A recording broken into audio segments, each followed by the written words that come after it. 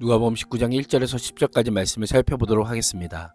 고난주간이 시작되기 직전 예수님의 마지막 순회 전도 기간에 여리고에서 있었던 두 번째 사건이자 서사의 절정에 해당하는 삭개오 스토리를 소개합니다. 여리고에서 맹인과 삭개오의 만남은 예수님의 여정과 사역이 곧 잃어버린 하나님의 자녀를 되찾는 것임을 강조합니다. 1절에서 4절은 삭개오의 등장입니다. 누가는 당시 사람들로부터 소외된 맹인 바디메오가 예수님을 만나 치유받은 사건과 사람들로부터 질시받던 세리장 삭개오의 이야기를 하나의 흐름으로 기록합니다. 두 사건 모두 여리고라는 장소를 중심으로 구원 문제를 다루고 있을 뿐 아니라 회심의 변화가 일어나는 공통점을 가지고 있습니다. 맹인과 세리는 당시 유대 사회에서 가장 소외당하고 경멸하던 대상으로 하나님의 구원과는 관계없는 자들로 여겨졌고 혐오하고 배척받던 자들이었습니다. 이를 통해 누가는 소외받는 계층에 대한 인재 되신 예수님의 관심과 사랑을 강조하고 있습니다. 맹인을 치유하신 예수님께서는 예루살렘으로 올라가시는 길에 여리고를 경유하여 지나가십니다.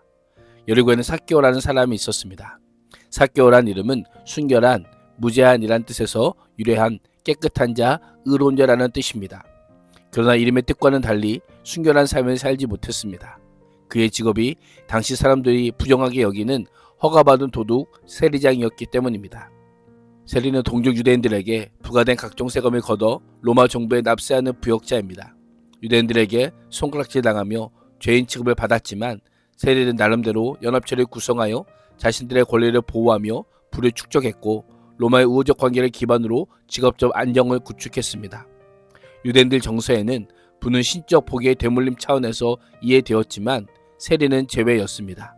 어느 누구도 삭개오의 부를 하나님이 주신 복으로 여기지 않았습니다. 용이 있는 불법을 통해 탐심으로 쌓아올린 부정한 부로 여겼던 것입니다. 삭개오는 여리고 초입 대로에서 구걸하던 맹인의 치유 이야기를 들었을 수 있습니다. 맹인처럼 예수님을 다윗의 아들로 생각하진 않았을지라도 맹인의 눈을 뜨게 한 분이 어떤 사람인지 알고 싶었던 것입니다. 저 멀리 무리에 둘러싸인 예수님이 보이자 거리를 좁히기 위해 좀 더 앞으로 달려갔지만 볼 수 없었습니다. 두 가지 난간에 봉착했는데요. 하나는 많은 사람들 때문에 볼 수 없었습니다. 부자요 세리장이라는 그의 사회적 지위로는 뚫어낼 수 없는 장벽입니다. 평소 차갑고 따가운 차별의 시선을 보낸 사람들이 삭개오를 위해 길을 열어줄 리는 만무합니다. 다른 하나는 키가 작아 보고자 하되 볼 수 없었습니다. 보고자 하되라고 하는 표현은 계속하여 찾고 있었다라고 하는 의미로 키가 작은 신체적 장애와 주변에 많은 사람들은 환경적 장애 때문에 난관에 부딪혔음에도 불구하고 예수님의 얼굴을 보고자 계속적으로 노력했던 것입니다. 환경적 장애는 극복할 수 없었지만 신체적 장애는 극복할 수 있었습니다. 예수님을 간절히 보기 원했던 삭개오는 먼저 달려가 돌 무화과 나무 위에 올라갑니다. 세리장인 부자인 남성이 돌 무화과 나무 위에 올라가는 모습을 떠올려 보십시오. 볼거리에 호기심이 가득한 어린 아이들이나 할 법한 행동입니다. 그의 행동은 수치심을 각오하지 않고서는 불가능했습니다. 삭개오는 왜 그렇게까지 했을까요? 가슴을 치며 불쌍히 기도하던 성전의 세리처럼 여리고의 맹인처럼 삭개오도 자신에게 절망했고 예수님을 갈망했던 것입니다. 부장 가능한에 달리 그는 부와 높은 지위가 줄 수 없는 것을 바라고 기대했던 자였습니다. 5절에서 7절은 삭개오와 예수님과의 만남입니다. 하나님의 나라가 삭개오와 같은 사람의 것일까요? 예수님께서는 그곳에 이르셨을 때 위를 올려다 보십니다. 예수님은 어린아이처럼 행동하는 그가 누구인지 이미 알고 계셨습니다.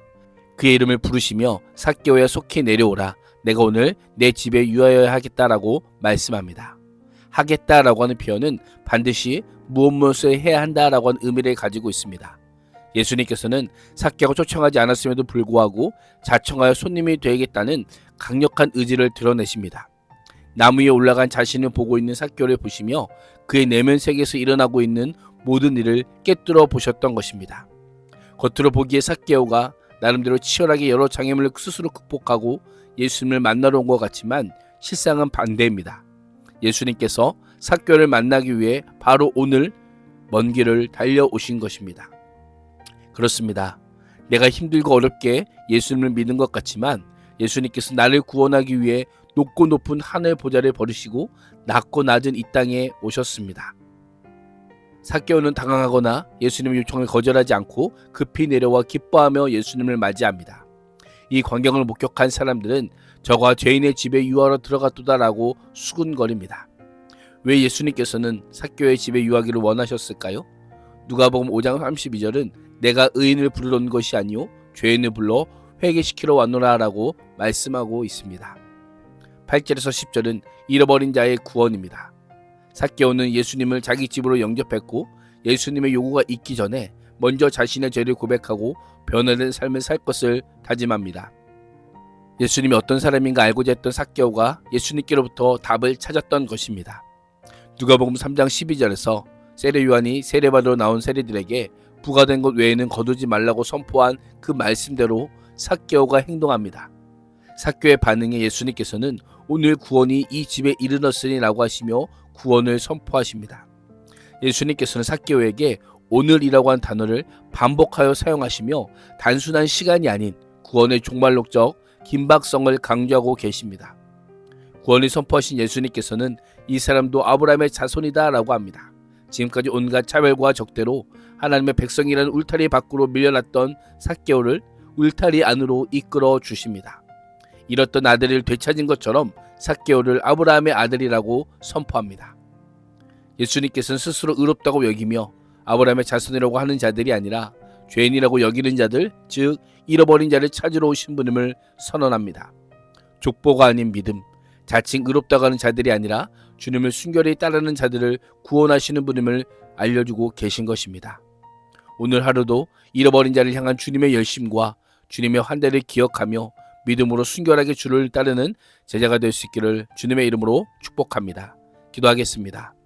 불의한 삭개오가 순결한 삭개오가 되도록 먼저 선택하신 주님, 우리를 저주의 자녀에서 순결한 자녀로 삼아주심에 감사하며 오늘 하루도 주님을 열망하며 주님을 위해 살게 하여 주옵소서. 예수님의 이름으로 기도합니다. 아멘.